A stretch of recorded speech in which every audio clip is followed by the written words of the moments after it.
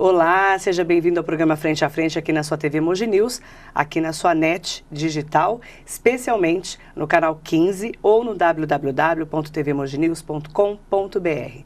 Meu convidado especial de hoje é o Dr. Zeno Morrone Júnior.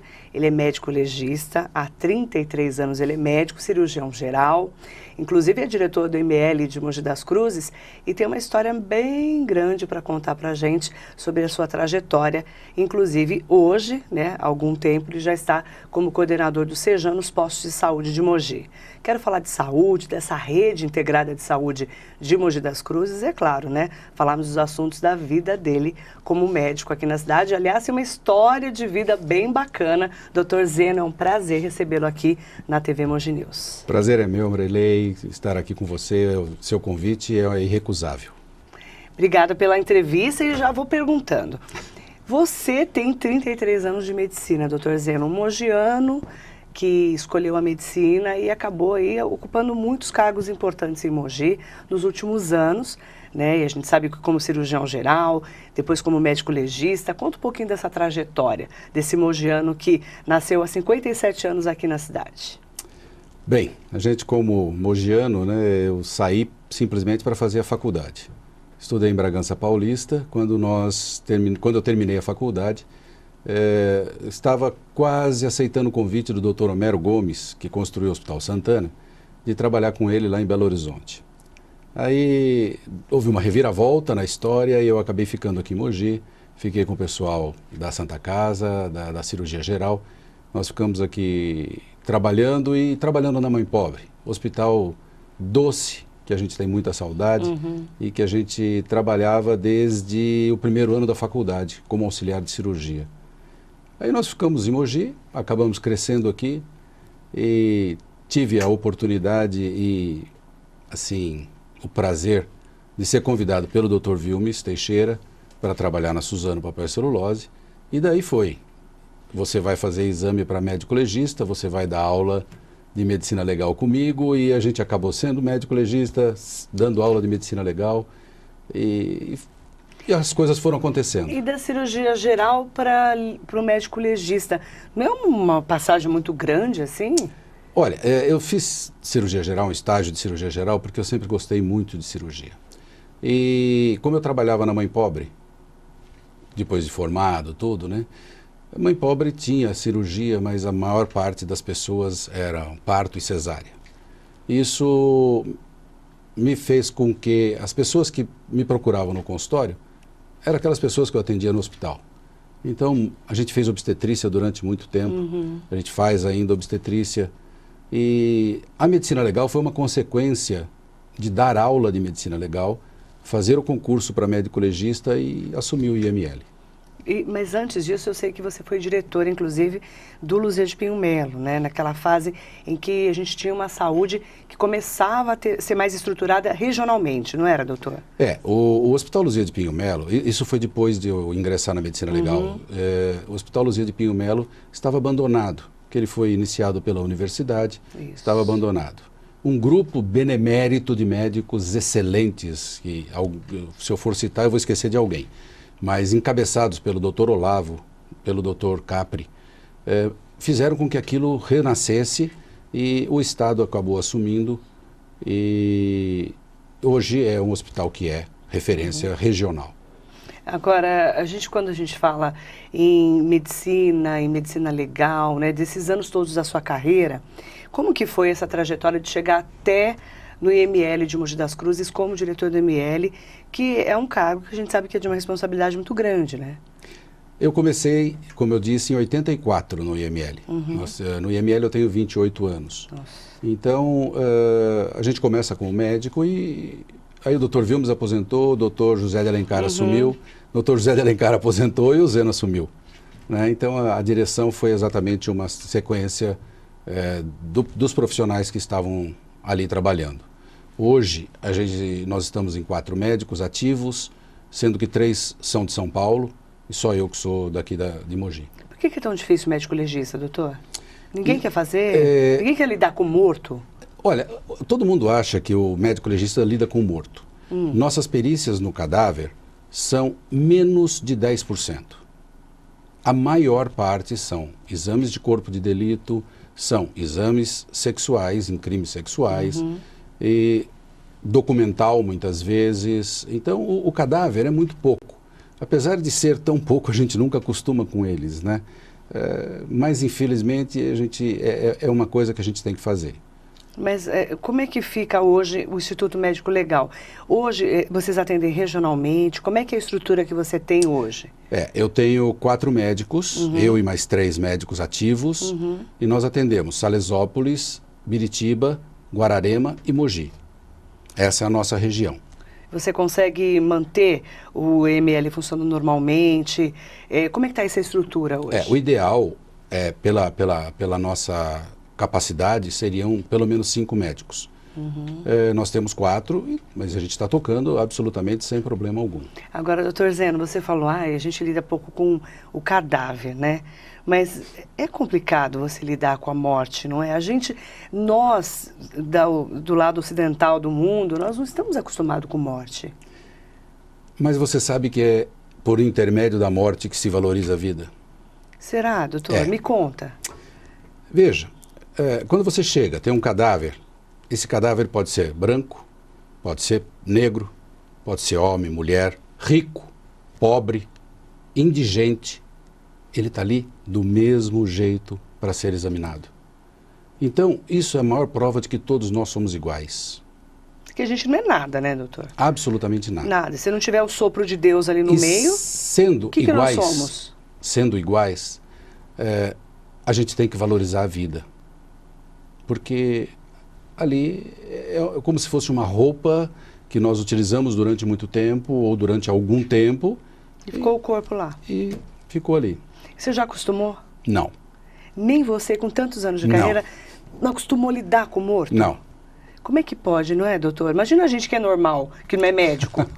Que é normal, né? É bom. Que é normal é ótimo, né? Porque a gente fala assim, médico legista, a gente fica assim, nossa, que horror, a gente fica horrorizado, você acredita? Olha, eu não acostumei ainda com você ser legista.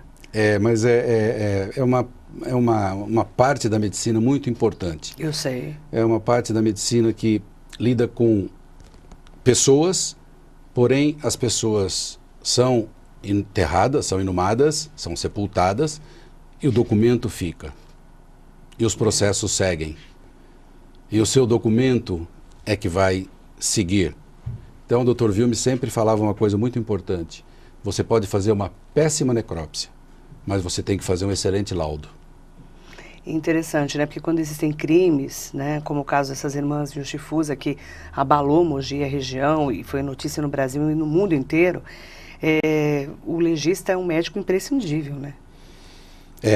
Não é difícil? É muito difícil. Eu mesmo que fiz o caso das 2 meninas, foi um caso extremamente difícil e podia ser qualquer um de nós ali. Mas quando você vê então, choca. 2 moças, né? Eu fico imaginando o jeito que elas foram encontradas, né? Claro, eu sei que você não pode comentar muito, que inclusive é um caso... segredo de justiça. É um segredo de justiça, mas assim, fico imaginando a maneira como você as encontrou, porque infelizmente as fotos vazaram. Você deve saber disso. Não sabia. Eu recebi essas fotos. Não sabia. Eu vi as fotos. Infelizmente, eu não sei nem se tiraram, algumas pessoas tiraram da internet. Do local do crime. Do local do crime. Eu vi as fotos. Então, assim, a gente começa a imaginar, né, como é que uma pessoa assassina 2 irmãs daquela maneira, né? Então, realmente, nesse momento, o médico tem que ser frio, né? E não tem como, você tem 2 filhos, né? A gente tem filhos, sabe como é que é, para poder analisar o caso. Então, aí entra a medicina legal pura, né? O direito também e a medicina, não é isso? É verdade. Não tem como, né, doutor? Não tem. E o que fica é o papel. O que fica é a documentação, a fotográfica, a documentação que você escreve sobre o caso. Isso é o que fica. E é isso que está rodando até hoje e vai ainda durante bastante tempo. Inclusive no processo Sim. do assassino. Doutor Zeno, como é que a gente pode analisar, né, uma história de estrutura de medicina sua, no seu caso, 33 anos de trabalho, você que conheceu sua esposa 8 anos antes de ser médico. Falei, gente, mas você nasceu já com a esposa? Como é que é essa história com a Maria Helena e a medicina na sua vida? A gente começou a namorar muito cedo, né, em 72. Nossa. Então, eu tinha que esperar eu terminar a faculdade, né? E eu terminei a faculdade e era muito interessante porque eu marcava com ela assim, olha, eu passo aí às 8 pra gente ir no cinema naquela época, né? Né? E eu não passava, eu ligava para ela e falava, olha, me chamaram no hospital. Quando chegava 11h30, que eu saía do hospital, meia-noite, eu ia na casa dela, ela estava me esperando, sentadinha no sofá, dormindo. Coitado. Mas aí não era hora de sair, né? Não, eu estava Naquela época, né, 11 horas, 11h30, tinha que estar em casa. Tinha que estar em casa de volta, Né? durinha, né? Hoje o pessoal sai nesse horário, né? Verdade. Então aí falava boa noite, ia para casa. E como é que virou essa história de amor aí com 2 filhos no meio da história? Daí nós acabamos, quando eu me formei, a gente falou, é melhor a gente casar, né? Porque pelo menos de vez em quando eu vou dormir em casa, né? De vez em quando eu vou te ver, né? Aí casamos, um ano e meio depois nasceu a Priscila e 3 anos depois nasceu o Luiz Guilherme. Agora, doutor, essa vida de médico, né? A gente sabe que você acabou escolhendo o Mogi das Cruzes para ficar, mas essa vida de médico, né? Hoje o médico, você sente que ele ainda é valorizado como era? Não. O que você sente da medicina hoje? Olha, eu acho que antigamente o médico era tido como um mito, era tido como um semideus. Jamais quero me qualificar ou qualificar alguém dessa natureza. Hoje é muito diferente. Infelizmente, a gente vê que a cada geração que está saindo de médico está se perdendo tudo aquilo que foi construído durante muito tempo. A própria dedicação dos profissionais hoje é diferente.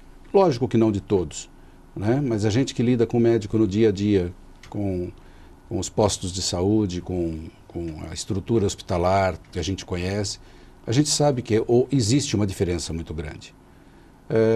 Eu dei aula há muito tempo na faculdade e eu percebi que durante esses tempos de faculdade, o nível do próprio aluno foi diminuindo, o interesse do próprio aluno pela faculdade, pela aula, diminuía. Você sentia isso na sala de aula? Sentia isso. Tanto é que a gente sente que o pessoal sai da faculdade hoje muito diferente do que saía há 20, 30 anos atrás. Menos preparado. Menos preparado. Isso é ruim. Isso é muito ruim. Você é a favor de se fazer um exame depois que faz a faculdade? Com certeza. Como é feito na OAB? Com certeza. Como seria essa estrutura de exame? Qual que é a sua análise sobre isso? Não, eu acho que tem que ser feito, como a OAB faz, tem que ser feito. Não sei se, é extremamente polêmico isso, mas eu não sei se para trabalhar o indivíduo deveria passar no exame e ter a sua carteira aprovada. Mas eu acho que sim. Eu acho que isso limita um pouco a má preparação. O indivíduo tem que estudar um pouco mais para fazer essa prova. Eu sinto que muitos médicos chegam despreparados para trabalhar no dia a dia. Chegam. Você sente isso? Com certeza. Também eu vivo isso. Vivencia isso, acaba vivenciando isso. Eu vivo isso. E é interessante, né? Muita gente ainda faz medicina para ganhar dinheiro, né? Já não é assim mais. Entretanto... Ainda pensam assim alguns médicos. Mas, entretanto, se trabalha muito. Sim, o médico trabalha muito. O médico trabalha muito. Então, eu acho que a consequência disso é um salário adequado. Agora, ele precisa ter vontade. Uma coisa que eu acho que falta no profissional hoje, como eu disse, não em todos, compromisso. Comprometimento. Né? Comprometimento com a instituição que ele trabalha, com o diploma que ele tem, com o paciente que ele está atendendo. Isso eu acho que falta. Essa essência do médico. Eu acho. O médico mais antigo que tinha mais preocupação em lidar com o paciente. Com certeza. Você sente isso também? A gente também, a gente que é jornalista, às vezes sente uns médicos meio assim, meio pouco preparados, menos do que deveriam. Dr. Zeno Morrone comigo hoje, Zeno Morrone Júnior, né? Que a gente não pode, tira o Júnior dele, mas é Zeno Morrone Júnior. Dr. Zeno, como a gente conhece, daqui a pouco vai falar um pouquinho sobre os postos de saúde, a rede básica de saúde. Ele é coordenador do Sejan, que é uma empresa terceirizada, uma organização social que atua em Mogi das Cruzes cuidando dos postos de saúde. Daqui a pouco também eu quero saber dele sobre a rede de estrutura de saúde de Mogi e da região do Alto Tietê. Mesmo porque algumas cidades não fazem a lição de casa e acaba sobrecarregando outras cidades como Mogi, que é um polo acaba sendo, né, a maior cidade da região do Alto Tietê, é um polo de saúde em que as pessoas vêm procurar mais estrutura aqui no município. Depois do intervalo, não saia daí. Estamos apresentando Frente a Frente. Voltamos a apresentar Frente a Frente. Voltamos com o programa Frente a Frente, aqui no seu canal 15 da sua TV Mogi News, no NET Digital. Especialmente com o Dr. Zeno Morrone Júnior, médico legista, cirurgião geral, e que assumiu há 1 ano e meio o Sejan, que é uma organização social que presta serviços à cidade de Mogi das Cruzes, cuidando dos postos de saúde, das unidades básicas, né, espalhadas pela cidade, e também dos postos 24 horas. Como é que foi esse convite do prefeito Marco Bertaioli para você, doutor Zeno? Me conta. Eu saí da Suzano Papel e Celulose. Depois de 200 anos, né? 31 anos. Ave Maria. Aí o Dr. Vilmes tinha saído do Sejan. E o Sejan estava sem um coordenador. Aí o Dr. Proença, que é o superintendente do Sejan, que me ligou e me fez o convite para poder assumir a coordenação aqui do núcleo. Na época, o núcleo cuidava de 9 postos de saúde da família e 3 unidades 24 horas parcialmente. Uma integral, que era a Jundiapeba, e 2 outras parciais. E eu assumi com ele, com o pedido dele, e a gente está trabalhando nisso até hoje.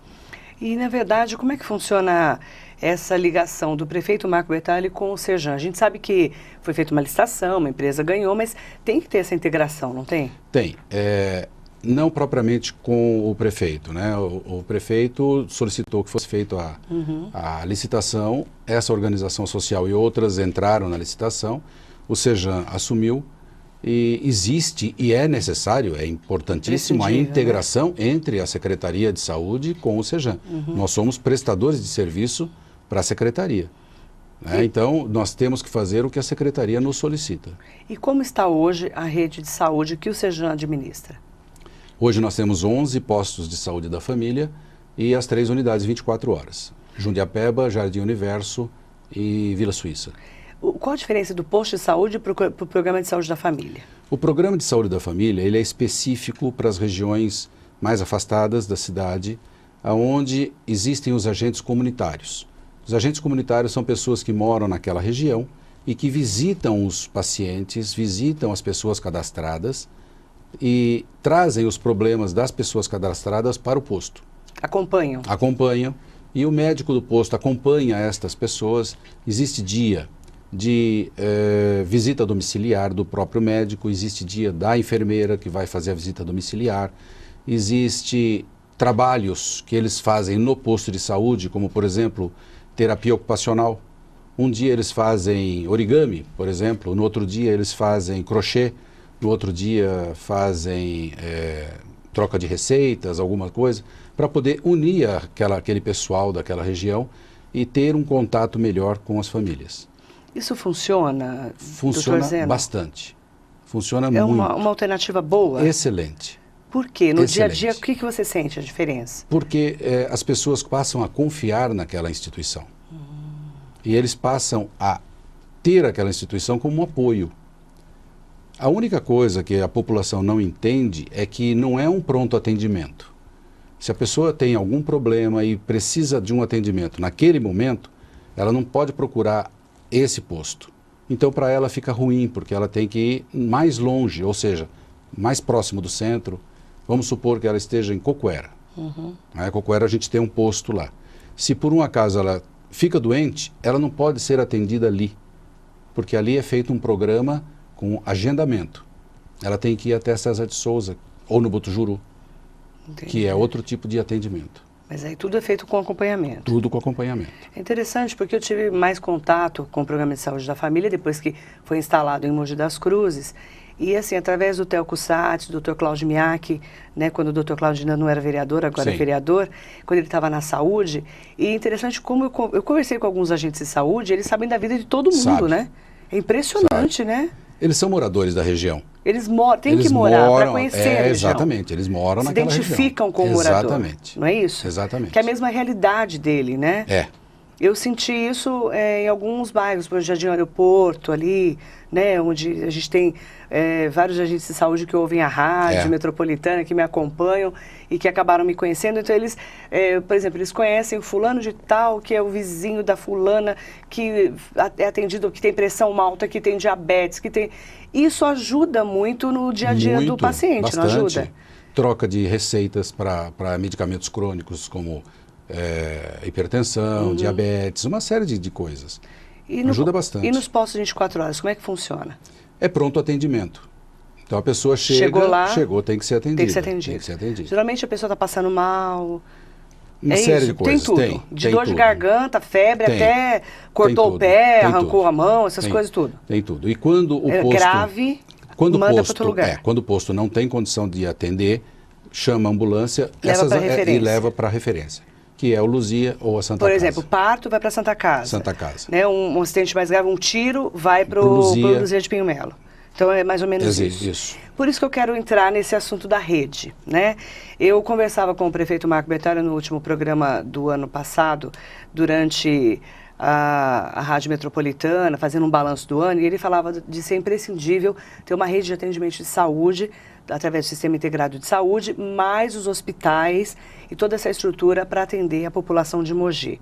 Por exemplo, o Hospital Municipal de Brás Cubas vai ser inaugurada a estrutura em maio, até o final do ano vai ser equipado, mas não pode atender nada do que já atende o Luzia e do que atende a Santa Casa, porque um tem que complementar o outro. Tem o AME, tem o Única. Como é que funciona? Como é que você enxerga essa rede, que o governador também, inclusive, já falou sobre isso, o Geraldo Alckmin? Olha, eu admiro a sensibilidade dessa administração, né, do prefeito Marco Bertaioli com os seus secretários, tanto o Dr. Paulo quanto o Theo, porque isso é uma coisa que precisa ser instituída. Nós já tentamos instituir isso há uns 15 anos atrás e nós não conseguimos. Na época eu tinha acabado de sair do Luzia, assumia a mãe pobre, que na época era da universidade, e a gente foi montado um grupo de pessoas, de médicos, Dr. Sacotani, Dr. Dalmo, que era da universidade, para poder estruturar exatamente isso. Fazer com que as unidades de saúde do município trabalhassem integralizadas, né? E acabou não vingando. Vingou durante algum tempo. Eu tive notícia depois pelo Dr. Lobo, que era o reitor da universidade, que isso foi questionado por algumas cidades do Brasil, inclusive cidades da América do Sul, que se interessaram por um estudo que foi, por esse estudo que foi feito. E ele forneceu a cópia desse material. E agora está voltando, e tem que ser assim. Nós não podemos ter uma saúde onde todo mundo faz A, mas ninguém faz B. Isso. Então nós temos que ter, e temos que nos dar as mãos, e temos que fazer de tudo para que isso funcione. É interessante, né? Porque a gente costuma dizer, inclusive o Giovanni Guido Serra, o secretário de Estado da Saúde, esteve no meu programa no ano passado, e eu falava sobre isso com ele, que tem algumas cidades da região que não estão fazendo a lição de casa. E a gente espera até que os novos prefeitos de algumas cidades consigam fazer essa lição de casa, porque o posto de saúde é a entrada sem dúvida do paciente. Sem dúvida. Né? Geralmente é o posto de saúde, primária. Atenção primária. Mas a gente tem aí algumas cidades que não estavam funcionando na saúde até a administração passada, Suzano, Ferraz, Itaquá, e acabava vindo todo mundo para Mogi, mesmo porque o Hospital Municipal, o Hospital Regional de Ferraz não estava fazendo lição de casa, ainda estão faltando médicos, o Hospital Santa Marcelina tinha diminuído o atendimento para os pacientes, e acaba todo mundo vindo para Mogi. Não tem jeito, sobrecarrega a cidade, não sobrecarrega? Com certeza. Você que já esteve no Luzia de Pinho Melo, como é que você está vendo essa superlotação no hospital? Essa superlotação sempre existiu. Se você faz 100 leitos, você vai ter 150 doentes. Se você faz 150 leitos, você vai ter 250 doentes. Não tem jeito, porque tudo migra para cá. Eu acho que Mogi está a vários passos na frente das outras cidades da região, em termos de saúde. Então, vai continuar tendo essa superlotação. Agora, o doutor Arnaldo Pesucci Cavalcante, com os novos leitos, 88 novos leitos, acaba levando também os crônicos do Luzia para lá, dá uma desafogada e tenta reestruturar. Mas falta muito ainda para a gente ter uma saúde ideal, não falta, doutor? 88 leitos parece Não é? muito, né? Mas não é, é pouco. Não é difícil? É pouco. Como é que faz para fechar essa conta?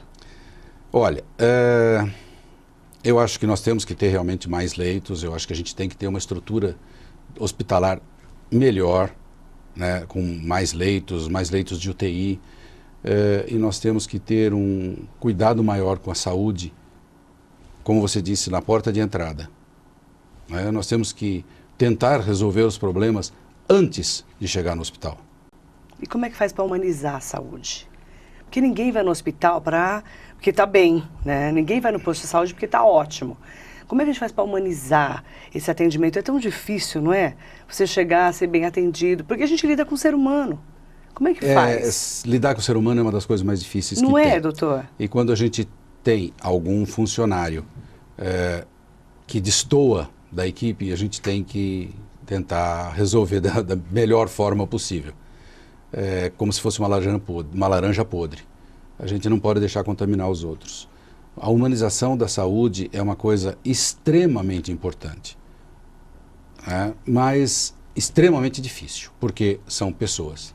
Aí, quando a gente fala em organização social, que acaba sendo uma tendência em vários pontos do Brasil, quando a gente fala em uma OS, fica mais fácil você contratar e também tirar aquela Sim. pessoa que não está funcionando. Sim. Porque funcionário público, claro que eu não estou generalizando, mas tem muitos que sentam ali e falam, estou ganhando meu dinheiro mesmo, vai ser difícil de me mandar embora daqui. E meio que se Para você mandar um acomoda. funcionário público embora, você tem que mover um processo administrativo, Então, isso leva anos e às vezes e o cara vai ficando não acontece lá, nada. né? E não é uma tendência esse negócio Sim, de eu OS? acho que sim. Eu acho Essas que contratações, você não sente isso? Eu sinto. E não fica Sim. mais fácil trabalhar? Muito mais fácil. Porque a pessoa sabe que pode ser mandada embora, Muito mais fácil. que ela tem que trabalhar direito. Porque é difícil lidar com saúde, doutor Zeno. Extremamente difícil. Eu sinto isso, assim, no atendimento mesmo das pessoas. Às vezes até hospitais que são com convênio, né? Porque Mogi já está bem servida, né? Tem o Santana, tem o Ipiranga que está reestruturando, o Santana também está passando por uma reestruturação. Mas assim, por exemplo, em Suzano fecharam 2 hospitais. Né? O Campos Sales fechou, São Sebastião fechou. Então você acaba tendo um buraco negro na cidade. A Santa Casa com problema de intervenção, não é verdade? É verdade. É isso que eu quero que você analise. Como é que você está vendo a Santa Casa hoje, a Santa Casa de Mogi? A Santa Casa, eu acho que com essa ajuda da prefeitura, melhorou bastante. Tá com outra cara. Né? Com certeza, né? Melhorou bastante. Essa administração da Santa Casa, em parceria com a Secretaria da Saúde, em parceria com a prefeitura, deu outra vida para a Santa Casa. Só que a Santa Casa é um passivo. E esse passivo acho que complica muito para eles. Né? Agora, com a administração nova, o Sidney Mori indo para lá, o próprio Calderaro, Mário Calderaro, estando lá, eu acho que ajuda muito a cidade. Profissionalizando mais. Com certeza, eu acho que ajuda muito. Não é? O que a gente sentia na Santa Casa, assim, primeiro que muita gente já mamou nas tetas da Santa Casa lá atrás, né? Agora a teta já secou mesmo, agora não adianta ficar com a verdade de quem mamou, né, doutor? Aqui pra nós, né? Que ninguém tá vendo mesmo. Isso é você ninguém que tá vendo falando. mesmo, né? Ninguém tá assistindo a gente, ninguém tá vendo. Mas assim, isso todo mundo sabe, né? Isso não é que a gente que é jornalista, a gente já conhece essa história. Mas assim, agora não adianta saber porque a teta já secou. Mas assim, hoje, com esse profissionalismo, você vê, o Sidney Mori saiu do Hospital Ipiranga, depois de muitos anos de gestão, indo para Santa Casa com uma equipe mais profissional, né? A gente vê que a prefeitura ali, com o respaldo do Mário Calderaro, né? Levando o Theo ali acompanhando de perto, que conhece saúde hospitalar. Eu sinto que a Santa Casa pode dar essa renovada de novo. Com certeza, e precisa. E precisa dessa renovada. Então, a experiência que o Sidney Mori tem administrativa é fundamental. Para poder mudar um pouco também nessa... Porque, veja, a Santa Casa trabalha com, acredito eu, que 90% SUS. Ninguém sobrevive dessa forma com as tabelas SUS. E esse repasse? Não é uma vergonha esse repasse da tabela SUS? É isso que eu estou falando. Essa tabela SUS é um absurdo. Um procedimento é R$9, R$20. Não dá nem para... coisas meio absurdas, né? Que não dá nem para comentar, né? Não. Esse é incomentável. E daí, as coitadas das Santas Casas ficam para os governos, com a panelinha na mão, pedindo, pelo amor de Deus, me ajude. Me ajude. Doutor Zeno Morroni, meu entrevistado de hoje aqui, a gente está fazendo fofoca agora, viu, gente? Pai da fofoca, que ninguém nos assista, ninguém nos ouça. Depois do intervalo, a gente vai estar falando sobre eu quero que ele analise sobre essa história aí de não podermos mais, os policiais militares, atender as pessoas que foram baleadas, assaltadas, né, que estão sofrendo um acidente, tem que esperar o SAMU ou uma ambulância. Depois do intervalo, um assunto polêmico também, aqui no programa Frente a Frente. Não saia daí. Estamos apresentando Frente a Frente. Voltamos a apresentar Frente a Frente. Voltamos com o Dr. Zeno Morroni Júnior, aqui na TV Mogi News, frente a frente comigo, hoje falando dos assuntos da saúde, assuntos polêmicos, uns nem tanto, mas também falando de assuntos importantes, porque a gente sabe que houve uma lei determinando agora que os policiais militares não podem mais socorrer as pessoas que são vítimas de violência, de bala perdida, de acidente. Como é que você enxerga essa lei, doutor? Marilei, isso é extremamente polêmico. Eu não sei exatamente baseado no que o secretário de Segurança Pública determinou dessa forma. A gente sabe que o SAMU é mais preparado para socorro, sem dúvida nenhuma. Os médicos do SAMU são médicos socorristas, só que ele leva um tempo para chegar até o local onde aconteceu o fato e leva um tempo para sair do local e chegar no hospital. Em determinados casos, casos de hemorragia interna, casos de hemorragia mesmo externa, existe um tempo que a pessoa tem que ficar sangrando, não pode ficar sangrando muito tempo. Então, eu acho que esse tempo pode ser fundamental na vida da pessoa, então, mas é extremamente polêmico. Porque existem pessoas que são contra, outras são a favor, falam em omissão de socorro também, né? Existe tudo isso, Existe né? tudo isso que precisa ser levado em conta, né? Omissão de socorro é o artigo 135 do Código Penal. Ele fala que omissão de socorro pode ser de qualquer pessoa. Não de quem atropelou, por exemplo, mas de quem viu o atropelamento e não tomou providência, é omissão de socorro. Entendi. Então, na verdade, é polêmico extremamente o assunto. polêmico.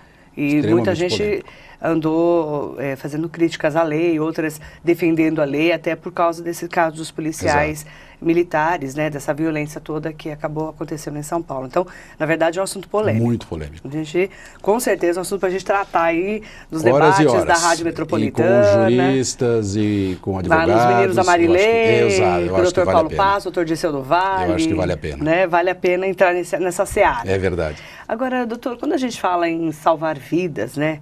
Você está falando do SAMU, a gente sabe que o atendimento do SAMU realmente é um atendimento gabaritado, ainda mais aqui em Mogi. Como é que a gente pode entender o que é salvar uma vida? A gente que é pessoa comum, que não é médico, né? Qual que é a orientação que você dá para a gente poder ajudar uma pessoa, às vezes, nesse momento tão difícil? Você como médico. Eu me lembrei agora de uma frase que eu ouvi há muitos anos atrás, numa palestra que o Dr. Zerbini, saudoso Dr. Zerbini, deu no SESI, aqui em Mogi.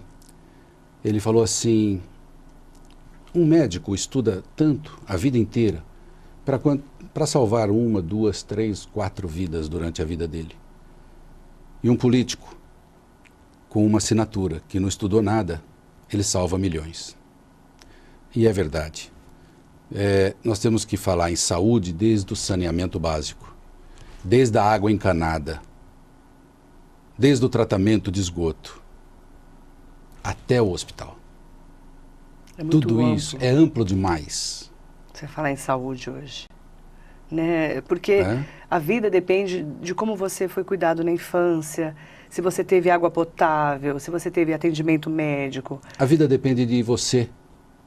O que você faz para a sua vida. Como você cuida dela? Como é que a gente cuida da nossa saúde?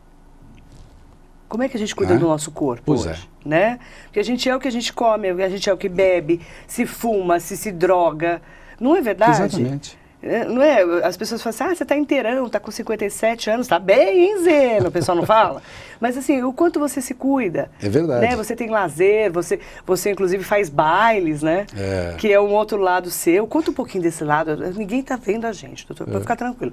Conta aqui para mim no pé do ouvido. Como é que é esse lado seu? esse lado mais lazer do Dr. Zeno? Olha, eu gosto muito de ficar em casa. Tenho minhas orquídeas lá no fundo do quintal, de vez em quando eu vou mexer com elas lá.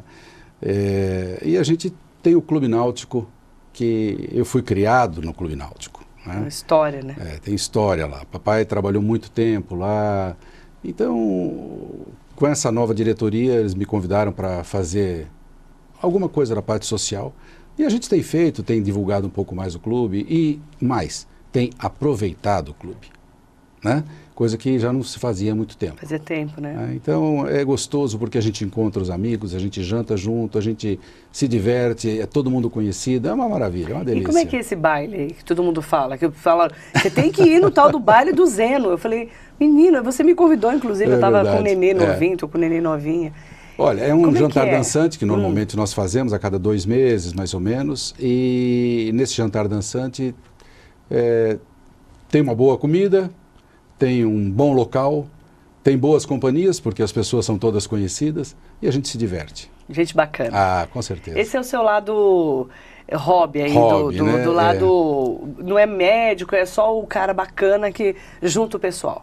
É isso? É verdade. Esse é um lado legal, mesmo, né? Mas pra muito quem gostoso. conhece você, é muito legal, porque o Náutico tem uma história, né? Muito bacana. Eu digo que o Náutico é um patrimônio da cidade. E é mesmo.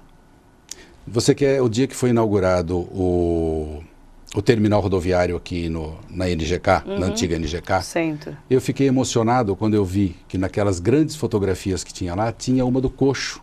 Isso mesmo, eu vi. Sabe, na hora que eu olhei, eu falei, puxa vida, é o nosso Clube Náutico. Bacana, né? Sabe, então eu acho que é muito, muito bacana. Legal, esse lado seu é muito bacana também. Vamos agora para o Jogo Rápido com o Dr. Zeno Morrone. Qual que é o ídolo do Dr. Zeno? Ayrton Senna. Esse camarada é ídolo de grande parte dos brasileiros e marcou muito a vida de todo mundo. E eu me lembro, assim, muitos detalhes, inclusive do dia que ele faleceu. Bacana. Livro de cabeceira, doutor? Evangelho. Evangelho. Você é espírita? Sou. Por quê? Eu acho que o espiritismo me responde muito daquilo que eu tenho de dúvidas. Porque, como eu disse agora há pouco para você, que um cadáver está lá em cima da mesa, aquilo é uma pessoa que sorriu, que chorou, que fez coisas boas e coisas ruins. Terminou ali? Na minha concepção, não. Será que é só isso, né? Eu acho que tem muito mais coisa. Então, o espiritismo me responde muito disso. Uhum. Então, eu Bacana. fui criado nisso e eu gosto bastante. Qual que é o filme que você gosta?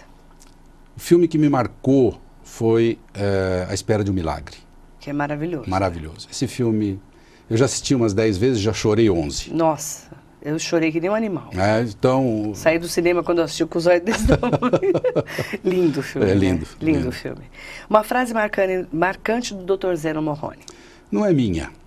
Eu tive um amigo que também já partiu, mas ele dizia uma coisa que eu gravei e que eu gosto sempre de falar para os meus amigos. O que você tem não é seu, porque o dia que você for embora fica tudo aí. Mas o que você dá de você, a vida te deve. Material, espiritualmente, uma palavra, a vida te deve. Bacana. Um exemplo de vida. Meu pai. Por quê? Meu pai era sapateiro quando ele casou com a minha mãe. Para você ter uma ideia, meu pai não foi para a Segunda Guerra Mundial porque ele era o único sapateiro do batalhão. E o comandante não deixou ele sair. Nossa. E naquela época, sapateiro não era consertar sapato, era fazer o sapato. Então, quando meu pai casou, a minha mãe começou a fazer doces para fora, bolos para fora, e ele começou a estudar. Daí ele ingressou na Brás Cubas, fez... Depois de velho. Depois de velho, fez a contabilidade. Então, quando eu nasci, ele já era contador, né? Mas o início da vida dele.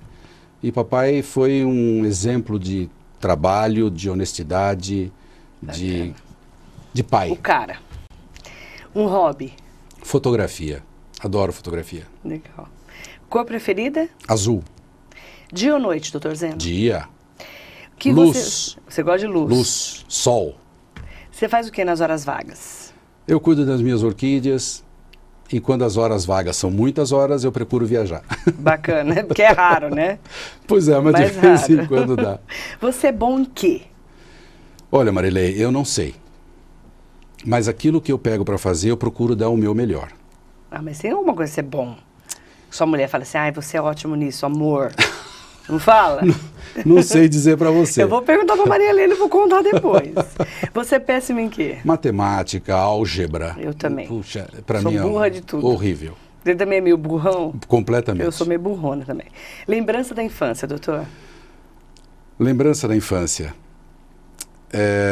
Meu avô, que por coincidência faria aniversário hoje, dia 10 de janeiro, ele me pegava na bicicleta dele quase toda tarde e me levava até o Largo do Carmo, e no Largo do Carmo tinha um carrinho da Kibon, Vixe, Maria. e ele comprava um quibamba para mim.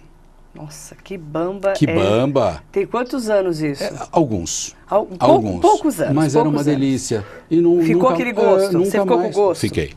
Interessante, Fiquei. né?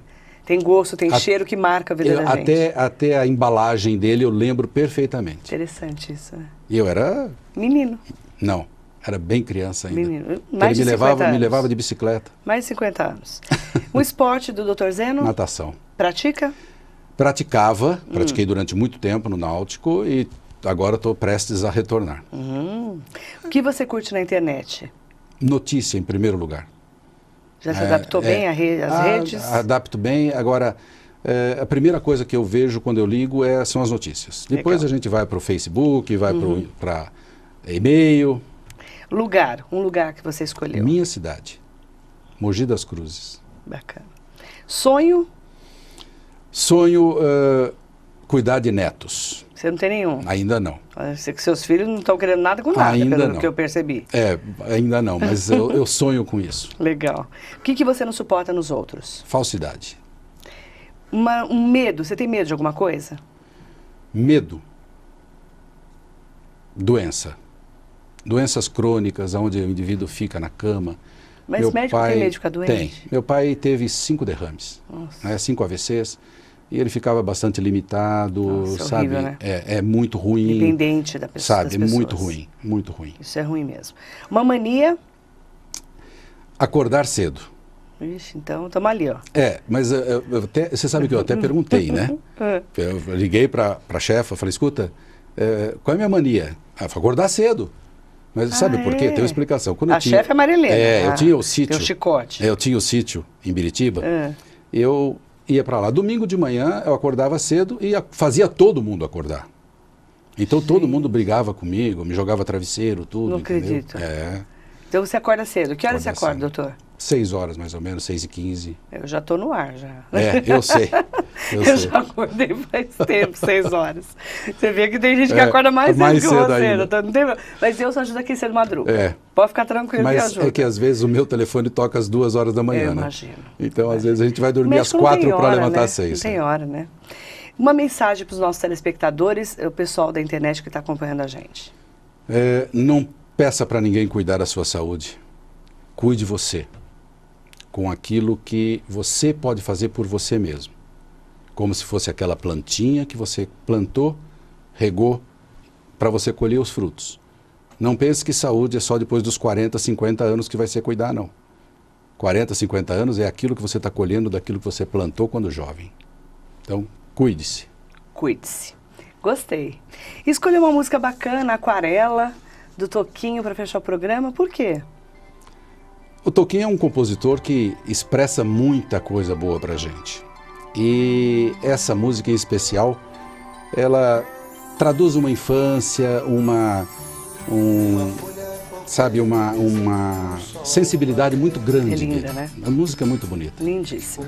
Obrigada, doutor, pela entrevista. Prazer é Adorei. meu. Muito obrigado. Beijo. Beijo pra você. Tem um carinho especial por você, Eu você também, sabe disso. você sabe. Doutor Zeno é uma pessoa conhecida minha há muitos anos, um dos primeiros médicos que eu entrevistei como jornalista, como estagiária na época, e é uma pessoa muito conhecida da cidade, muito respeitado também. Muito obrigado. Um beijo bem grande. Obrigado. Muita saúde. Obrigado pra nós. Pra você, Tá? e pra sua família. Pra vocês também. Eu espero que você tenha gostado da entrevista, eu adorei e com certeza espero você sempre aqui com a gente no programa Frente a Frente, coladinho aqui no canal 15 da NET Digital e também no www.tvmongenews.com.br. Agradeço ao Dr. Zeno Morroni Júnior, um beijo bem grande para você e eu espero que você tenha gostado, tá bom? Um beijo bem grande, até o próximo programa. Um beijo e até lá. Tudo em volta, colorindo com suas luzes a piscar. Basta imaginar e ele está partindo, sereno, lindo. E se a gente quiser, ele vai pousar.